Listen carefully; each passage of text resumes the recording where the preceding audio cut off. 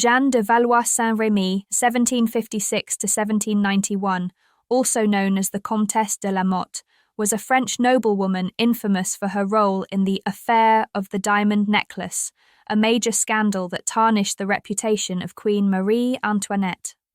Born into poverty despite being a descendant of the royal Valois family, Jeanne married Nicolas de la Motte, a soldier, and sought to restore her family's fortune. She became involved in a scheme to defraud the crown jewelers of a luxurious diamond necklace by convincing Cardinal de Rohan that he was acting on behalf of Marie Antoinette. The scandal, though Marie Antoinette was innocent, contributed to the growing public discontent that led to the French Revolution. Royal descent in poverty. Jeanne was a descendant of King Henry II of France through an illegitimate line of the Valois family. Despite this noble lineage, she grew up in poverty and spent her childhood in a rural village. Rags to riches, Jeanne leveraged her royal bloodline to gain access to the French aristocracy. Through cunning and charm, she managed to elevate her status and marry Nicolas de la Motte, adopting the title of Comtesse. Mastermind of the necklace scandal. Jeanne was the central figure in the affair of the diamond necklace in 1784 to 1785, a plot involving a costly necklace originally intended for Madame du Barry. She deceived Cardinal de Rohan into believing that Marie Antoinette wanted the necklace, leading to a major scandal. Forgery and impersonation, Jeanne and her accomplices, including a woman disguised as Marie Antoinette, used forged letters and elaborate schemes to trick Cardinal de Rohan into purchasing the diamond necklace, believing he was gaining favour with the Queen. The scandal that tarnished Marie Antoinette's reputation. Though Marie Antoinette had no involvement in the scheme, the scandal fed into the negative perception of her among the French public, contributing to the rising tensions that led to the French Revolution. Public punishment. After the plot was uncovered, Jeanne was sentenced to public whipping and branding on both shoulders with a V for voleuse, thief, in 1786. She was then imprisoned in the Salpêtrière, a women's prison in Paris. Dramatic escape from prison. Jeanne managed to escape from the Salpêtrière prison disguised as a boy. She fled to London, where she lived in exile and attempted to clear her name by writing and publishing her memoirs. Memoirs and accusations. In her memoirs, Jeanne accused many prominent figures of the French court of conspiracy and corruption, including Marie Antoinette. This further damaged the Queen's already fragile reputation in the lead-up to the Revolution. Jeanne de Valois-Saint-Rémy had numerous adversaries, particularly after her involvement in the notorious affair of the diamond necklace. Here are some of her most notable detractors. Marie Antoinette. Although Marie Antoinette had no direct connection to Jeanne before the scandal, Jeanne's fraudulent scheme severely damaged the Queen's reputation. The Queen's supporters considered Jeanne a manipulative opportunist, and the French public increasingly turned against Marie Antoinette because of Jeanne's actions. Cardinal de Rohan. Cardinal Louis de Rohan was one of Jeanne's main targets in the diamond necklace affair. He was duped into believing that Jeanne was acting on behalf of Marie Antoinette, and after the scandal broke, he harboured resentment toward her for ruining his reputation and career. French aristocracy. The French nobility viewed Jeanne as a dangerous social climber who defrauded one of their own, Cardinal de Rohan, and stirred up trouble in the already volatile political climate. Many aristocrats blamed her for contributing to the fall of the monarchy by exacerbating public outrage against Marie Antoinette. The crown jewelers, Burma and Bassange. These jewelers had crafted the expensive diamond necklace and were victims of Jeanne's scheme. She convinced them that the Queen wanted the necklace, and they lost a significant amount of money as a result of the scandal, creating animosity toward her. King Louis XVI. While King Louis XVI was less directly involved in Jeanne's machinations, her actions ultimately led to greater public criticism of the royal family. After the scandal, the king and his ministers sought to distance the monarchy from Jeanne, and she became a target of royal justice. Public and revolutionary leaders. As the scandal came to light, Jeanne became a symbol of the corruption and excesses of the Ancien Régime.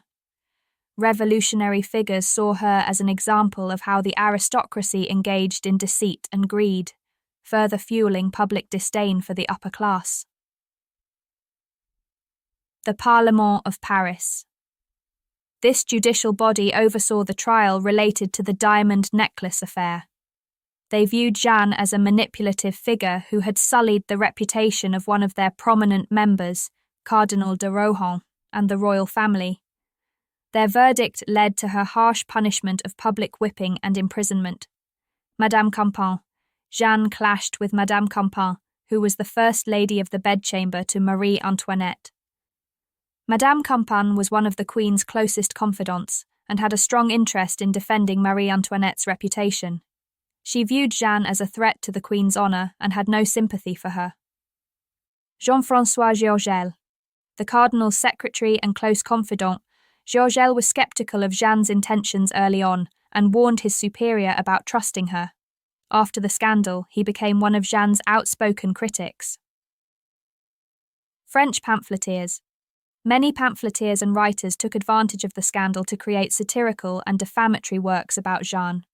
She became a subject of mockery in the press, and her reputation as a schemer and fraudster was cemented in public opinion. Jeanne's actions in the diamond necklace affair earned her a long list of enemies, particularly those associated with the French monarchy and aristocracy. The scandal also made her a divisive figure among the French public, some of whom viewed her as a symbol of corruption, while others saw her as an opportunist who preyed on the elite. Jeanne de Valois-Saint-Rémy could have taken several steps to improve her reputation, both before and after the affair of the diamond necklace. Here are some key actions she could have pursued. Leveraging her noble lineage.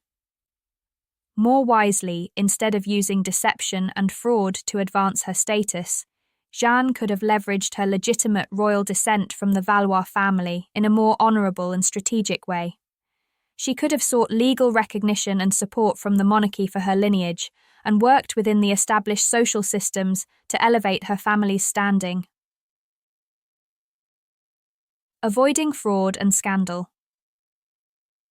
Jeanne's reputation was destroyed largely because she masterminded a highly publicised and damaging fraud. Had she avoided such illegal and morally questionable actions, she might have retained her position in society and avoided harsh punishment. Seeking more legitimate means of securing financial stability could have preserved her status. Seeking patronage. Like many other impoverished nobles, Jeanne could have sought out patronage from influential figures at court. Establishing relationships with wealthy aristocrats or royal officials as a protégée could have provided her with financial support and helped her reintegrate into high society without resorting to fraud. Apologising and taking responsibility. After the diamond necklace scandal broke, Jeanne continued to deny responsibility and blame others, especially Queen Marie Antoinette. If Jeanne had publicly apologised, taken responsibility for her actions and shown genuine remorse, she might have salvaged some of her reputation and possibly reduced her punishment. Showing generosity and compassion. Demonstrating acts of charity or helping others might have softened her image in the eyes of the public. By positioning herself as a benefactor to the less fortunate, she could have countered the perception of being a selfish schemer. In short, Jeanne could have improved her reputation by choosing honesty over deception, taking responsibility for her actions, seeking reconciliation with her enemies, and working to rebuild her image through charitable or reformative actions. Instead, her persistent involvement in scandal and self-promotion worsened public perception of her. Here are some quotes attributed to Jeanne de Valois-Saint-Rémy, primarily from her memoirs and statements related to the affair of the diamond necklace. These quotes reflect her defense of her actions, as well as her perspective on the scandal. Let those devouring fiends all have been intercepted. Let those devouring fiends, therefore, take to themselves the mischief that may ensue upon their own heads be the necessary consequences of that despair to which I am reduced. This quote is taken from the memoirs of Countess de Valois-Saint-Rémy. It expresses how she might have felt unjustly vilified, claiming that the conspiracy's fallout and the public's wrath were disproportionate to her role, or that others deserved equal blame. The passage captures a mix of vindictiveness, desperation, and defiance. This is a consistent profile with her historical reputation as a cunning, ambitious, and ultimately tragic figure. In the affecting memorials which I have endeavoured to submit to Her Majesty's clemency, I recalled to view without complaint the evils, the horrors of every kind I have undergone, and proved to her that my discretion and fidelity of my attachment were the only causes of my calamities. This quote highlights her desperate attempt to frame herself as a loyal and wronged subject, appealing to Marie Antoinette for mercy. I recalled to view without complaint the evils, the horrors of every kind I have undergone. This suggests that the Countess presented herself as stoic and dignified despite her suffering. She recounts her ordeals not to provoke pity, but to demonstrate her resilience and the unjust nature of her predicament. Proved to her that my discretion and fidelity of my attachment were the only causes of my calamities. Here, the Countess claims her loyalty, fidelity, and careful conduct, discretion, toward the Queen, are what led to her suffering. This could be interpreted as an attempt to shift blame away from herself, implying that she was caught in the crossfire of larger political schemes or was a scapegoat. She may also be subtly criticising the Queen for failing to protect a loyal subject like her. After the diamond necklace affair scandal erupted, the Countess portrayed herself as a victim of misunderstanding and manipulation. While the Queen was not directly involved, public perception was unfavourable to Marie Antoinette, and the Countess may have tried to exploit this, suggesting her own downfall was a result of being loyal to royal interests or manipulated by others acting in the Queen's name.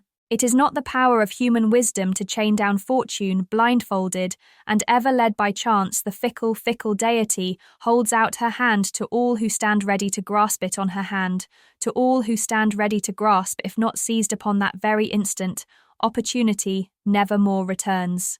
This quote is taken from the memoirs of Jeanne de Valois-Saint-Rémy. It seems to express a reflection on the capricious nature of fortune and opportunity, portraying fortune as a fickle deity who offers fleeting chances that must be seized immediately or lost forever.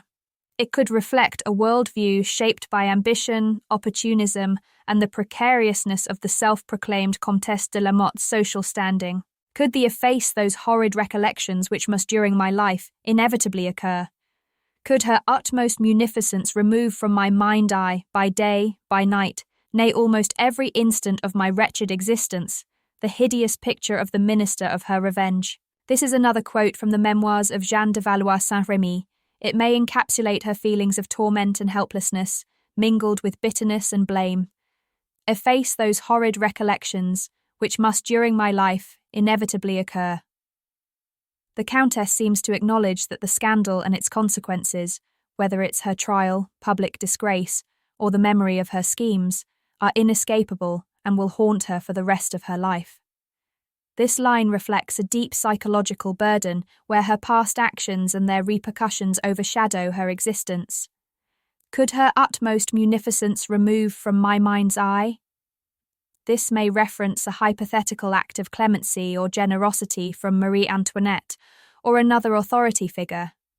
The Countess could be lamenting that no pardon, however great, could erase the vivid and tormenting images in her mind. This might imply guilt, shame, or resentment over her role in the affair and its devastating consequences. By day, by night, nay almost every instant of my wretched existence. Here, the Countess portrays her suffering as constant and inescapable. The vivid repetition emphasizes her despair and suggests that her torment is as much psychological as it is external. The hideous picture of the minister of her revenge. This phrase could be interpreted in two ways. Self-reflection. The Countess might see herself as the minister of revenge, carrying out a plot, the diamond necklace affair, that inadvertently backfired, bringing ruin upon herself and her co-conspirators. Blame-shifting. Alternatively, she might be alluding to someone else, possibly Marie Antoinette or another adversary, whom she perceives as orchestrating her downfall. The minister of revenge could symbolize those who prosecuted her, or the society that vilified her. This passage reflects her inner turmoil after the scandal. It aligns with her attempts to portray herself as both a victim and an unwilling participant in the larger political machinations of the time. It also captures her oscillation between guilt, self-pity, and a refusal to fully own her actions. Jeanne frequently defended herself against the accusations and slander that arose from the diamond necklace affair. This quote reflects her belief that her side of the story would eventually come to light and vindicate her. Jeanne's memoirs, written after her escape to London, are filled with attempts to justify her role in the scandal and shift blame to others, particularly the French monarchy. These quotes capture her self-perception as both a victim and a survivor. Jeanne died in 1791 under mysterious circumstances in London. Official reports claimed she died after falling out of a window, but rumours suggested she might have been murdered due to her knowledge of sensitive court intrigues. The diamond necklace affair has been the subject of numerous books, films, and plays over the centuries, with Jeanne portrayed as a central figure in the scandal that played a significant role in destabilising the French monarchy. The life of Jeanne de Valois-Saint-Rémy was one of complexity. Being born with a noble name but raised impoverished, her ambition led her to pursue social climbing with the hopes of restoring her family's wealth and status. Her ambition led her down a dark path of deceit and manipulation, which culminated into the infamous affair of the diamond necklace. Her life story serves as a cautionary tale to strive towards integrity, honesty, and genuine human connection over the pursuit of superficial social status.